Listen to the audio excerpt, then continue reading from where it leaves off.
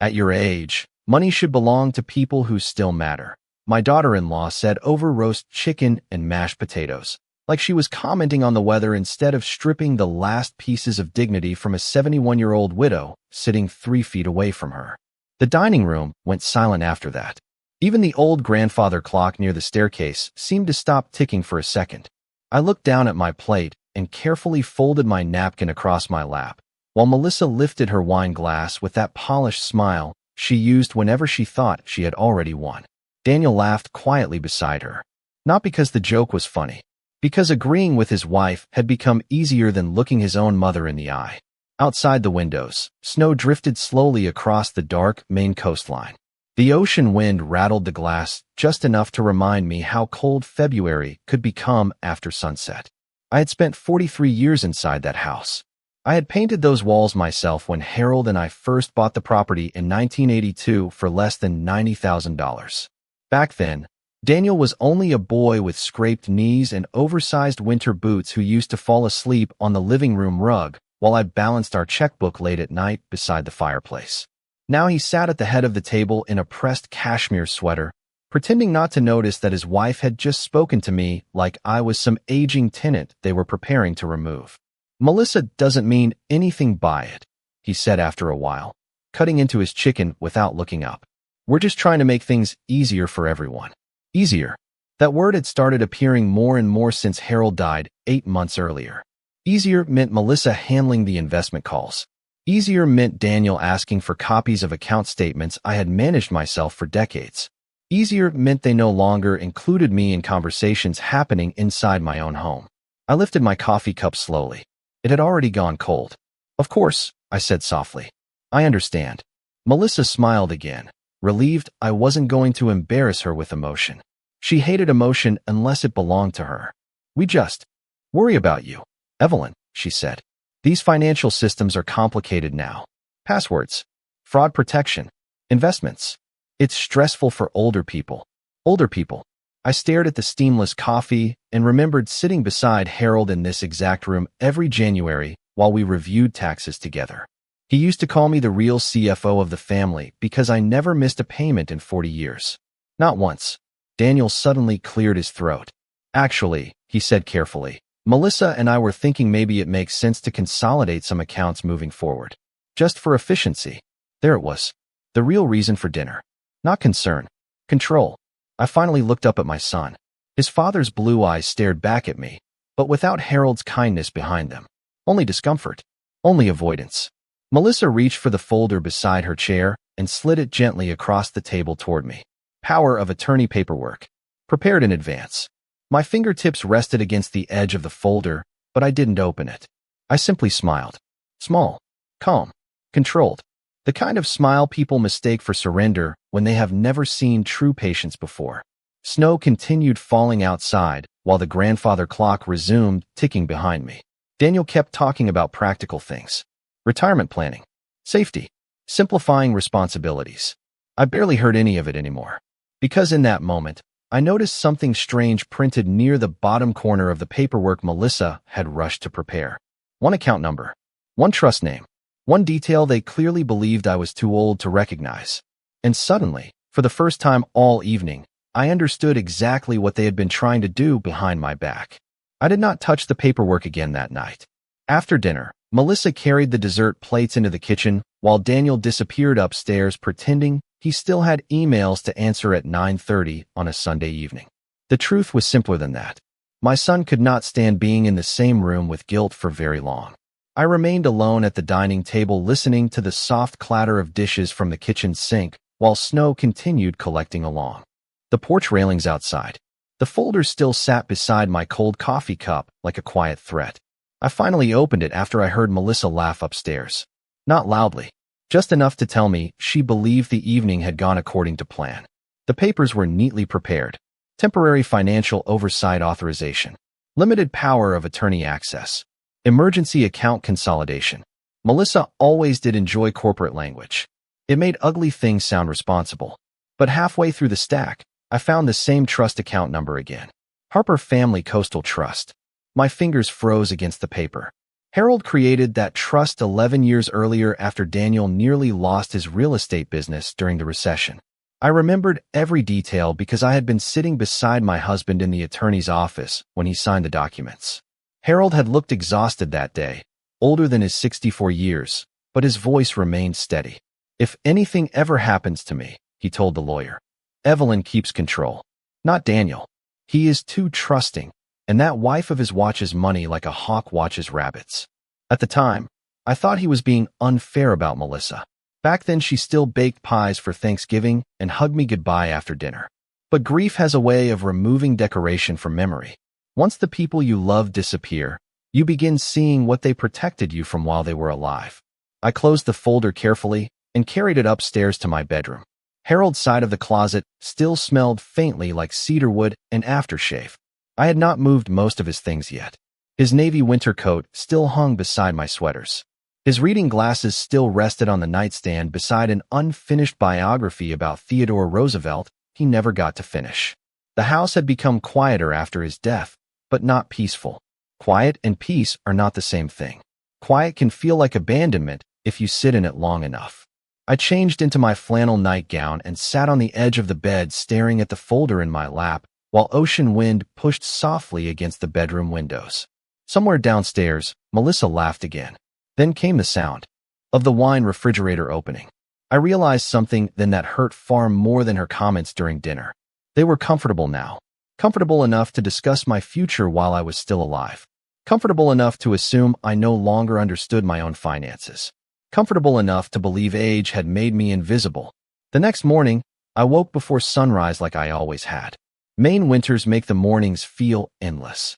The kitchen was dark except for the pale blue light coming from the microwave clock. 5:42. I brewed coffee and stood alone near the sink watching snowplows move slowly down the coastal road outside. No one else in the house was awake yet. I used to love those early hours with Harold. He would sit at the counter reading newspapers while I balanced monthly budgets beside him. 43 years of routines leave ghosts behind in ordinary places. I opened the kitchen drawer where we kept household bills and immediately noticed several envelopes missing. Bank statements, investment reports, insurance summaries. Melissa had reorganized the drawer recently. I could tell because she favored color-coded tabs and plastic dividers that looked more decorative than practical. My stomach tightened. I quietly walked toward the home office near the den. The filing cabinet drawer was locked. It had never once been locked in 20 years. I stood there in silence for a long moment staring at the small brass keyhole while the coffee cooled in my hand. Then I noticed something else. A sticky note partially hidden beneath the desk calendar. Friday, meeting with Camden Financial. Transfer signatures pending. I read the note twice. Transfer signatures. Pending. They had already started something. And suddenly the strange calm I had carried since dinner disappeared completely. Because for the first time since Harold died, I understood this was no longer about helping an elderly widow manage her finances. This was about removing me from them entirely. For the next 3 days, I pretended nothing had changed. That was the part Melissa never understood about women my age. We were raised in silence. Raised to smile through funerals, financial hardship, miscarriages, layoffs, and betrayals without making other people uncomfortable. People mistake that kind of control for weakness because they have never needed it to survive. On Tuesday morning, I made blueberry pancakes before Daniel left for work. Melissa sat at the kitchen island scrolling through her phone while steam rose from her untouched coffee mug. Her nails clicked softly against the screen every few seconds. Expensive pale pink acrylics. She changed the color every month. "You seem cheerful today," she said without looking up. "I slept well," I answered. It was a lie. I had barely slept at all. My mind kept replaying the locked filing cabinet, the trust paperwork, the transfer signatures pending. Daniel grabbed his coat from the mudroom and kissed Melissa on the cheek before turning toward me. "Do not forget we have that meeting Friday," he said casually. "Meeting?" I asked. He hesitated for half a second too long. "Just a financial review with Camden Financial." Melissa probably mentioned it already. She finally looked up then, her expression perfectly composed. "Mostly retirement planning," she added. "We are just trying to help simplify things for you moving forward." Simplify. Again that word. They used it the way hospitals use soft lighting. To calm people before bad news arrives. I smiled gently, and handed Daniel his travel mug. Of course, I said. You both work so hard. Melissa relaxed immediately after that. I could almost see it happen. Her shoulders lowered slightly. Her mouth softened. She believed I was accepting my place in the background. That afternoon, after they left, I drove 20 miles into downtown Portland through slushy coastal roads and dirty snowbanks left behind by the plows. The sky hung low and gray over the harbor. Maine winters make every building look older than it really is. I parked near Monument Square and sat inside my car for several minutes watching people hurry through the cold carrying grocery bags and paper coffee cups. Most of them never looked up. Everyone rushing toward something. Everyone assuming there would always be more time. Harold used to hate that about people. Nobody notices life disappearing. While they are busy managing schedules, he once told me during a snowfall very much like this one.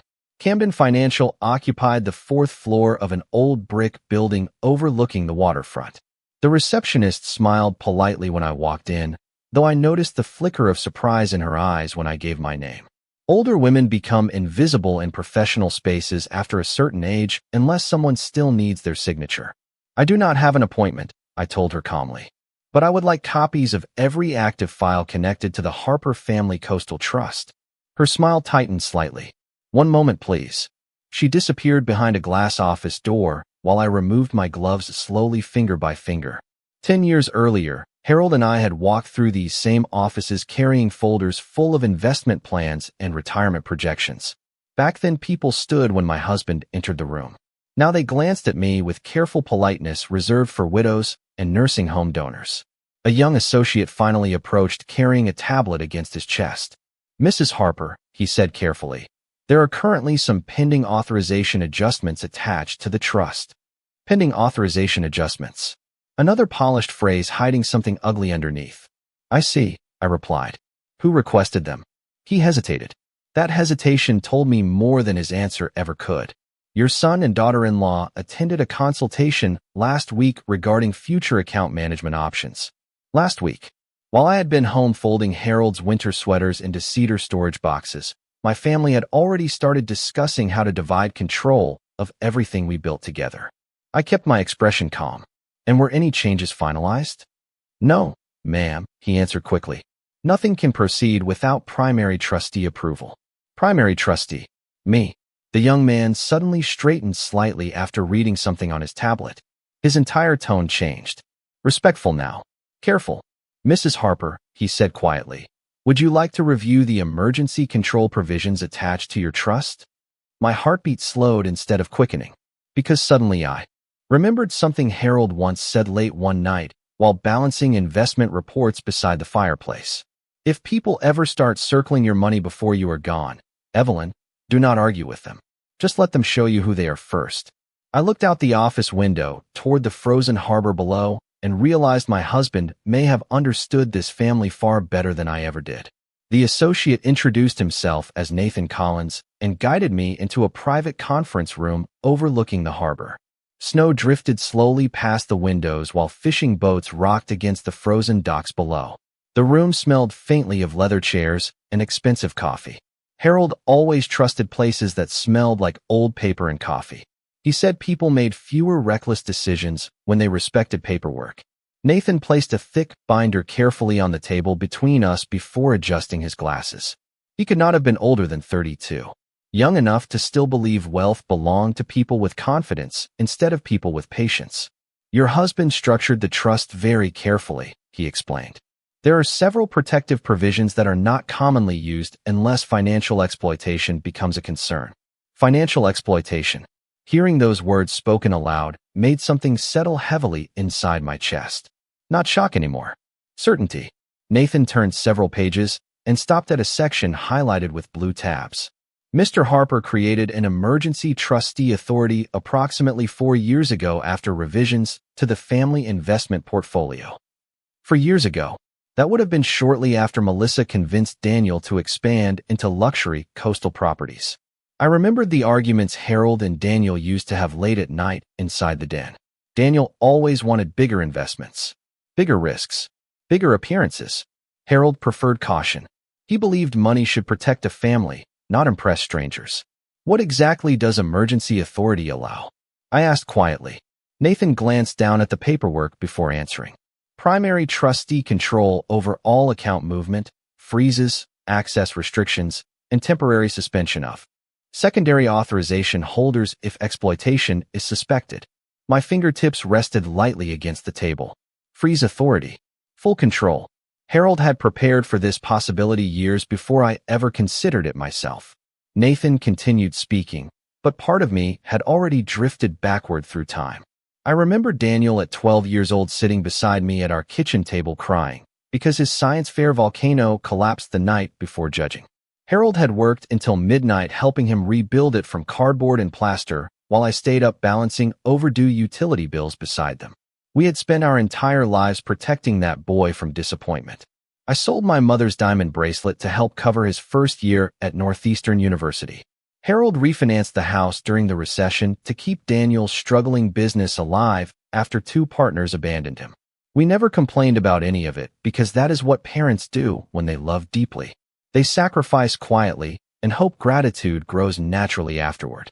But gratitude is not inherited. Entitlement is learned much faster. Nathan slid another document toward me.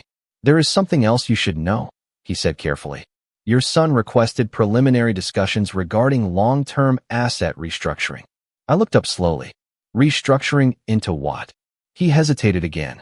The proposal included transferring operational authority into a family management entity controlled jointly by him and his spouse. Controlled jointly by him and Melissa. Not temporarily, permanently. The room suddenly felt colder despite the heat humming softly through the vents overhead. Outside, the harbor had almost disappeared behind thick snowfall. I stared at the papers while memories continued surfacing one after another. Melissa insisting on handling holiday shopping receipts because I was old-fashioned. Melissa asking questions about account passwords after Harold's funeral. Melissa suggesting I should stop driving long distances because decision-making slows down after 70. Every comment wrapped in concern. Every insult carefully gift-wrapped as protection. I realized then that Harold had seen through her long before I did. The warning signs had always been there, hidden beneath politeness and carefully practiced smiles. Mrs. Harper, Nathan said gently, nothing has been finalized yet. Legally speaking, you still maintain complete authority over every account attached to the trust. Complete authority. The words echoed quietly through my mind while snow covered the harbor outside like a white curtain closing over something old. For months after Harold died, I felt as though my life had become smaller. Smaller routines, smaller conversations, smaller importance inside my own home. But sitting there in that conference room, I suddenly understood something Melissa and Daniel had forgotten. I was not simply Harold's widow. I was the woman who built every account they were trying to control. I knew every mortgage payment we ever made, every investment mistake we survived, every tax return, every property acquisition, every dollar. They saw an aging woman drinking coffee alone in the mornings. They forgot that woman had spent 40 years protecting the entire foundation beneath their lives. Nathan closed the binder softly. Would you like to proceed with any account protections today? He asked. I looked down at Harold's signature near the bottom of the trust documents. Strong handwriting. Steady lines. He trusted me until the very end. Slowly, I folded my gloves together and placed them beside the binder. Then I smiled for the first time all week. Not yet, I said calmly. I think I need to let my family reveal a little more first. When I returned home that afternoon, Melissa was sitting at the kitchen island with her laptop open beside a stack of real estate folders. The smell of tomato soup drifted through the house, but she was not eating. She was waiting. I could tell immediately by the way her fingers tapped lightly against the marble countertop when I walked in carrying grocery bags. How was your afternoon? She asked casually without looking up from the screen. Cold, I answered while hanging my wool coat near the mudroom door. Downtown traffic was terrible. Not technically a lie. Maine traffic becomes unbearable whenever snow starts falling before evening commute hours. Melissa finally looked up then, studying my face carefully the same way bankers study signatures before approving wire transfers. I smiled faintly and began unpacking groceries one item at a time. Milk, bread, canned soup, blueberries, ordinary things. People reveal less when they appear ordinary. Daniel said you seemed upset after dinner the other night, she said after a moment. There it was, testing the ground carefully. trying to see whether I had noticed more than they expected. Did he? I placed eggs carefully into the refrigerator. Your husband worries too much. Melissa gave a soft laugh. He just wants everyone protected. Protected. Another one of those words designed to sound kind while quietly removing freedom underneath. I nodded slowly and continued unpacking groceries while silence settled between us. In the living room, the television played softly to an empty couch. Some home renovation program where young couples complained about granite countertops inside houses twice the size of what Harold and I started with. I remembered the first apartment we rented after marriage. 600 square feet above a hardware store in Bangor. The pipes froze every winter and the oven only heated from one side.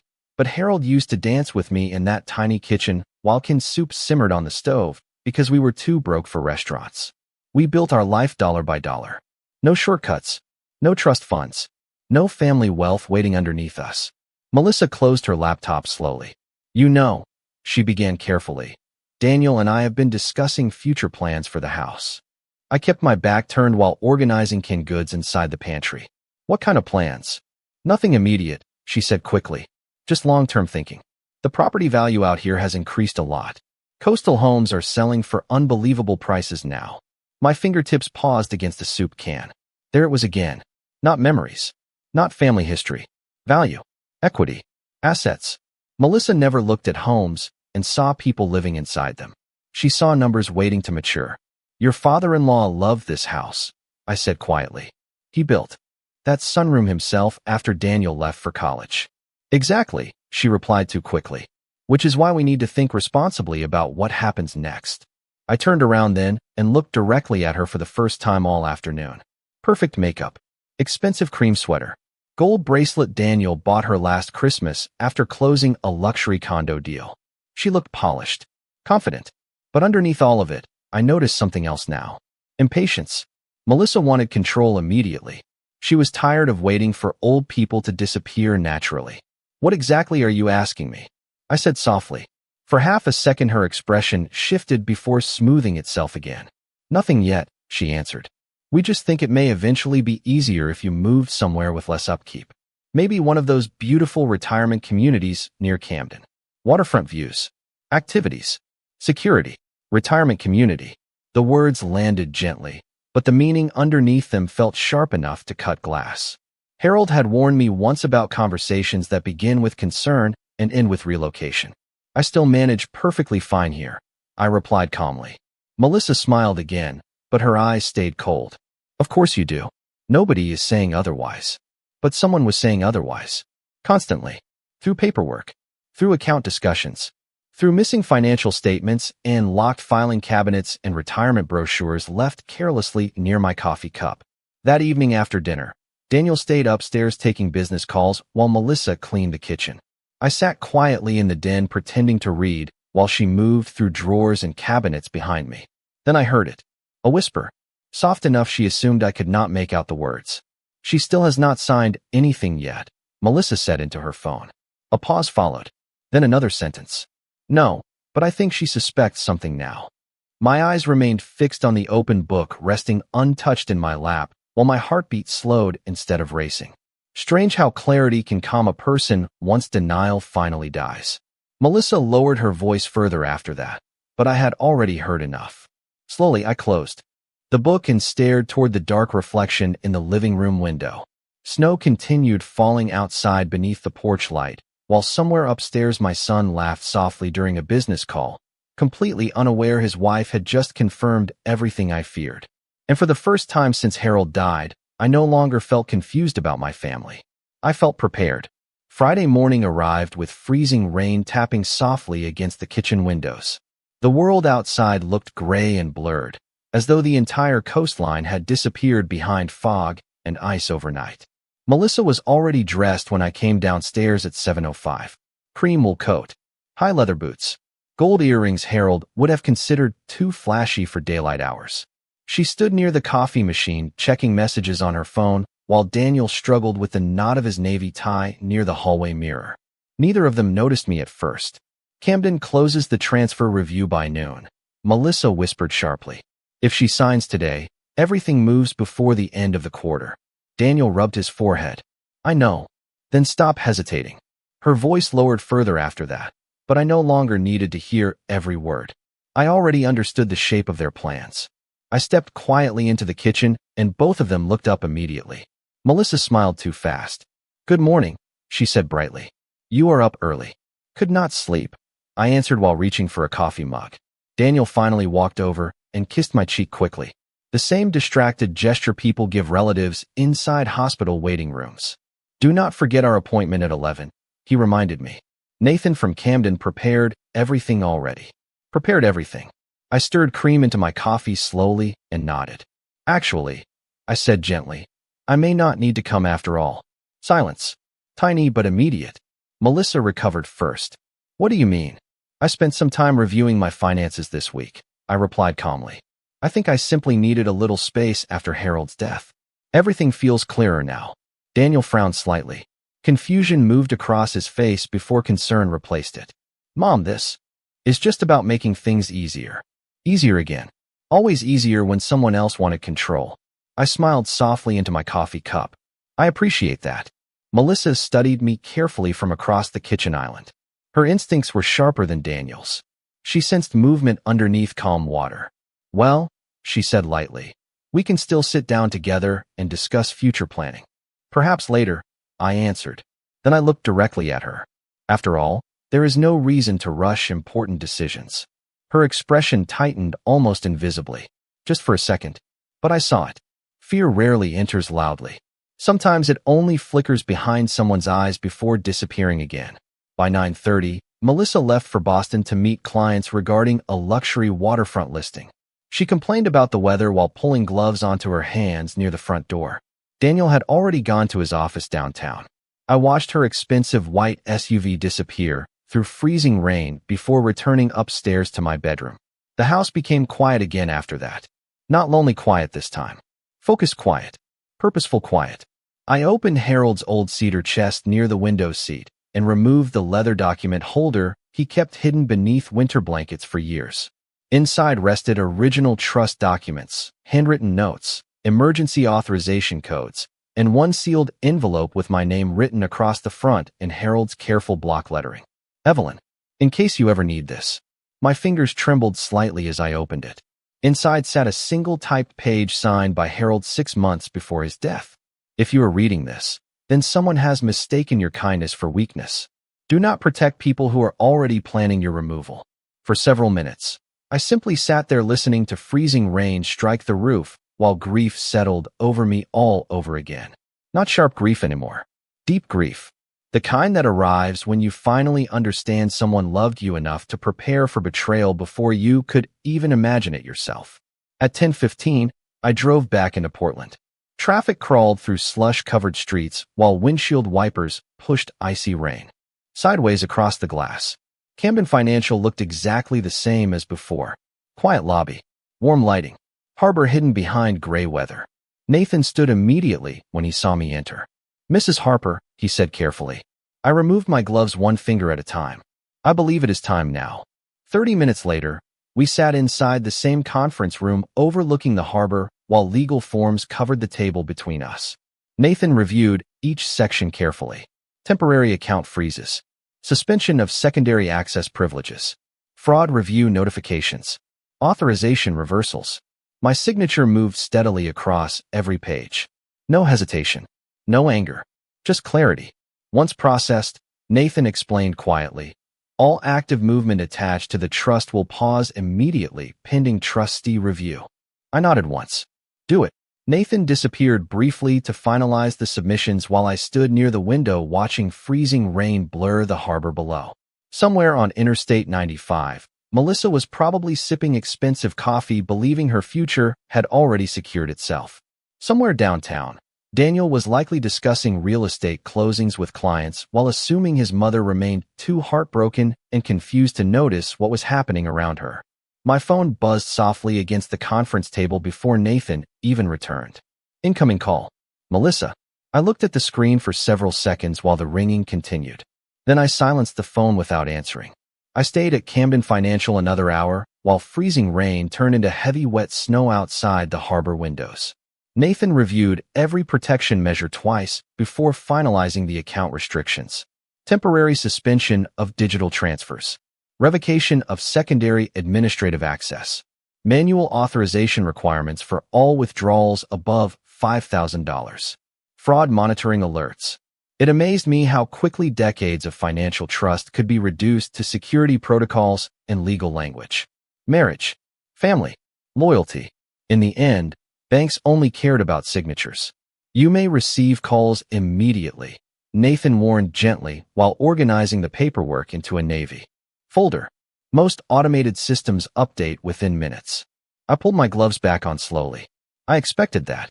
My phone had already vibrated 12 times during the meeting. 6 missed calls from Melissa. 3 from Daniel. 2 unknown numbers. 1 voicemail notification. I had not listened to any of them yet. Outside, Portland looked swallowed by winter. Snow-covered parked cars along Commercial Street, while harbor lights blurred softly through the storm. I walked carefully toward my car, carrying the folder against my chest beneath my wool coat. Strange thing about betrayal. Once you finally stop denying it, fear becomes much smaller than disappointment. By the time I reached home shortly after 2 in the afternoon, Daniel's black Audi was already parked crooked near the garage. He never parked crooked. Even as a teenager, he lined bicycles perfectly against the driveway fence. I shut off the engine and sat quietly for a moment watching snow collect against the windshield. Then my phone rang again. Daniel. I answered this time. Mom, he said immediately, voice tight with panic. What happened to the accounts? No greeting. No concern. Straight to the money. I closed my eyes briefly. Good afternoon to you too, Daniel. Silence followed for half a second. Then he exhaled sharply. Camden called.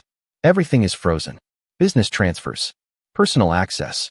Even the investment lines. I stepped carefully out of the car. Snow crunched beneath my boots while freezing wind rushed off the coast hard enough to sting my cheeks. I know, I answered calmly. I requested it. Why would you do that? His voice rose slightly now.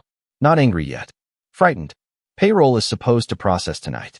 Melissa's brokerage deal is tied to one of the trust-backed properties. We cannot access anything. Interesting word. My son had become financially joined to Melissa so completely he no longer understood where one ended and the other began. I think we should talk in person, I said quietly before ending the call. The front door opened before I reached the porch. Daniel stood there pale and tense, still wearing his office coat. Behind him, the television played silently in the den while snowlight filled the hallway with cold gray shadows. What is going on? He demanded as soon as I stepped inside. I removed my scarf carefully and hung it beside the door before answering. I protected the trust. Protected it from who? The question came too quickly, too defensively. I looked at him for a long moment. My little boy was still visible sometimes around the edges of his face when he worried. The same blue eyes. Same nervous habit of rubbing the back of his neck when stressed. But Harold was right. Daniel had become weak in the wrong ways. Easily led. Easily convinced. Easily controlled. From people trying to move assets without informing the primary trustee, I answered calmly. His face tightened immediately. Mom, nobody was stealing from you. Stealing? I noticed he chose that word himself. Not me. Then why was I excluded from meetings about my own trust? I asked softly. Daniel opened his mouth, then stopped. Upstairs, footsteps moved quickly across the hallway floor. Melissa. She appeared at the top of the staircase, still wearing her cream coat from Boston, snow melting along the shoulders. Her face had lost all warmth now. No polished smiles. No gentle concern. Just fury barely hidden beneath composure. You froze every operational account connected to us, she said sharply while descending the stairs. Do you understand the financial damage this could cause? I looked at her quietly while removing my gloves finger by finger. Apparently, I understand the accounts much better than you believed. Her jaw tightened. Daniel stepped between us slightly. Mom, this is not necessary. We were trying to help you. Help me sign away control. I asked. Silence flooded the hallway after that. Even the television seemed too loud suddenly despite being muted. Snow struck the front windows softly, while Melissa stared at me with an expression I had never fully seen before. Not concern.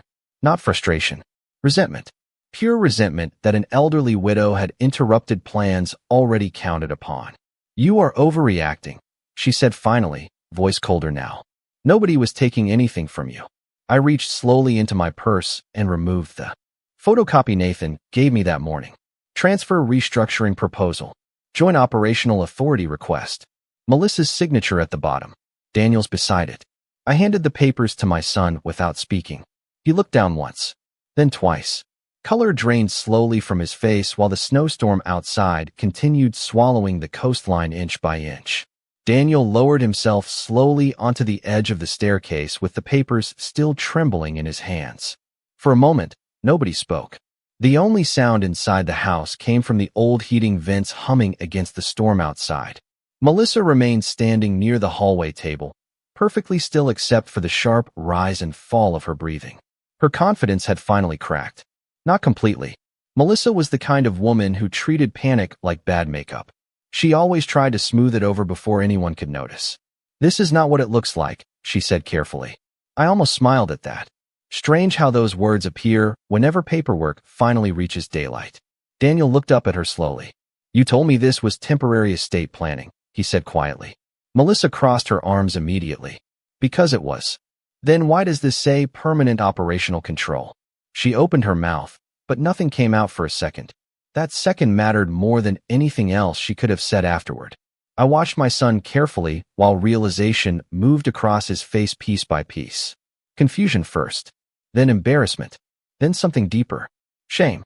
Melissa stepped closer toward him. "Daniel, do not do this right now," she said sharply.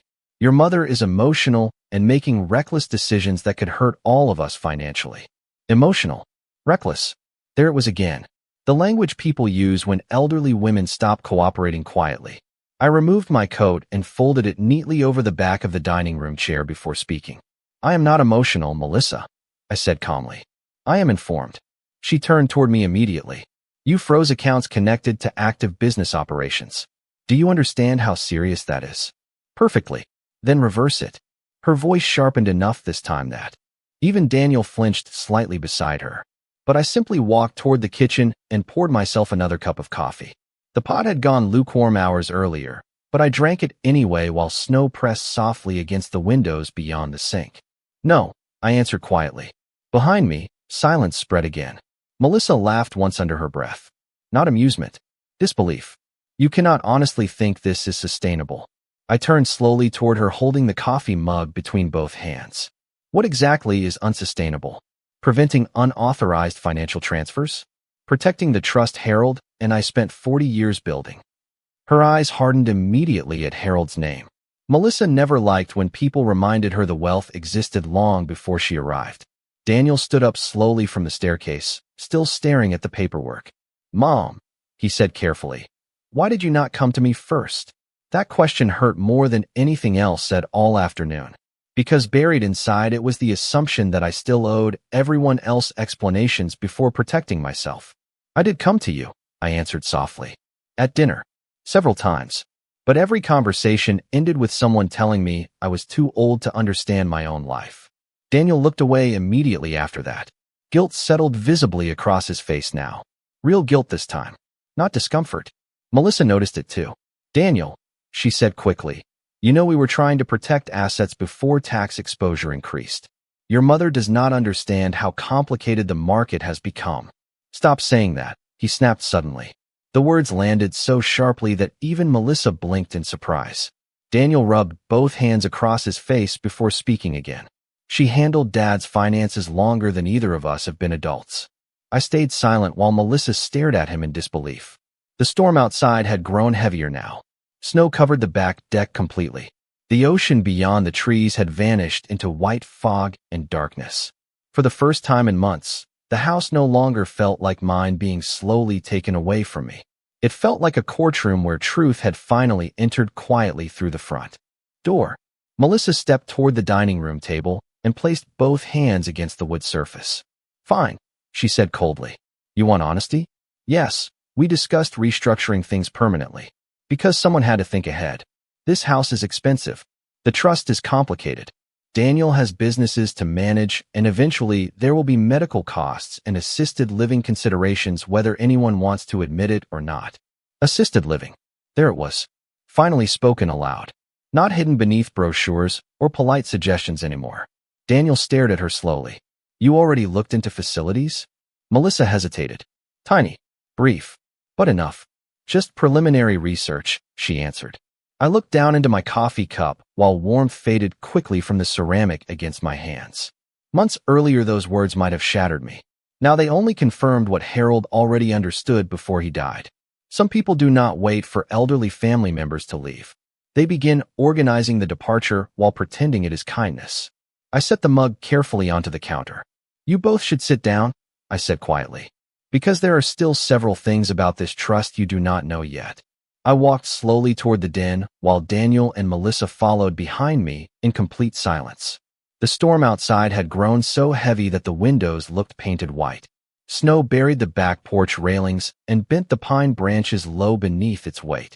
I sat carefully in Harold's old leather chair beside the fireplace and opened the Navy folder from Camden Financial across my lap. For years that chair had belonged to my husband. Nobody else ever sat there without asking. Strange how quickly families forget boundaries after funerals. Daniel remained standing near the bookshelf while Melissa crossed her arms tightly beside the staircase entrance. She still looked angry, but beneath the anger now lived something far less comfortable. Uncertainty. Your father revised the trust 4 years ago, I began quietly. After the coastal property expansion, Daniel frowned immediately. I thought that was only for tax planning. That is what Harold told you. I removed several documents from the folder and placed them neatly across the coffee table. But there were additional provisions attached privately under trustee authority. Melissa stepped closer before she could stop herself. I noticed that immediately. Money always pulled her forward. What kind of provisions? She asked carefully. I looked directly at her. The kind designed to protect elderly spouses from financial manipulation by family members. Silence. Deep silence this time. Daniel slowly lowered himself onto the couch across from me while color drained from his face all over again. Dad actually wrote that? He asked quietly. I nodded once. Your father understood people better than I did. The fireplace crackled softly beside me while snow battered the windows hard enough to rattle the glass. For months after Harold died, I believed grief was the heaviest thing an old woman could carry. I was wrong. Betrayal weighs far more because it changes the shape of every memory attached to it. The trust now requires my sole authorization for every major transfer connected to the family assets, I continued calmly, including property restructuring, business-backed collateral access, investment borrowing, and inheritance reallocations. Melissa stared at the documents spread across the table. Her breathing had become shallow now. Controlled. Calculating. You cannot seriously intend to keep everything frozen forever, she said finally. Daniel's business operations depend on those accounts. Then perhaps Daniel should have thought more carefully before signing paperwork that transferred permanent control away from his widowed mother. Daniel closed his eyes briefly after that. Just for a moment. Mom, he said softly. I did not realize Melissa was planning permanent authority changes. Melissa turned toward him instantly. Do not do that. You approved every meeting. Because you told me it was temporary support. Because your mother clearly needed help. Her voice cracked slightly on the last word. First crack in the armor. Small, but real. I leaned back quietly in Harold's chair and watched them the same way I once watched winter storms roll across the harbor. Eventually, every storm reveals exactly how strong a structure truly is. You both made one mistake, I said softly. They looked at me together. You believed grief made me incapable, but grief does not erase intelligence. It only removes illusions. Nobody answered. Somewhere upstairs, an old pipe knocked softly behind the walls. The house suddenly felt older than ever before. Older and wiser somehow. So what happens now? Daniel finally asked. I looked at my son carefully. Despite everything, part of me still saw the little boy who once brought me wildflowers wrapped in paper napkins after school. Loving someone does not disappear simply because they disappoint you. That is what makes betrayal so exhausting. Now, I answered quietly. The trust remains protected under my authority. Melissa stepped forward sharply. And what about us? There it was again. Not what about family. Not what about trust. Us. The lifestyle. The access. The control. I folded the final document carefully back into the folder before answering her. You will continue living exactly the way Harold and I lived when we first married. Melissa frowned. What does that mean? I held her gaze steadily. Within your own means. The words landed harder than shouting ever could have. Daniel looked down immediately, while Melissa stood completely still beside the staircase. Snow continued falling outside in thick, silent waves while the fire cast slow shadows across the room, Harold once filled with warmth. I rose carefully from the chair and carried the folder toward the hallway table near the front door. Tomorrow, I said calmly, I am meeting with attorneys to revise the inheritance structure entirely. Daniel looked up fast. Mom, I am not removing you, I interrupted softly. But I am protecting what remains of this family from greed disguised as concern. Melissa opened her mouth to respond, but no words came out this time. Because deep down she finally understood the truth neither of them expected. The elderly widow they planned to manage had been the one holding the entire foundation together all along.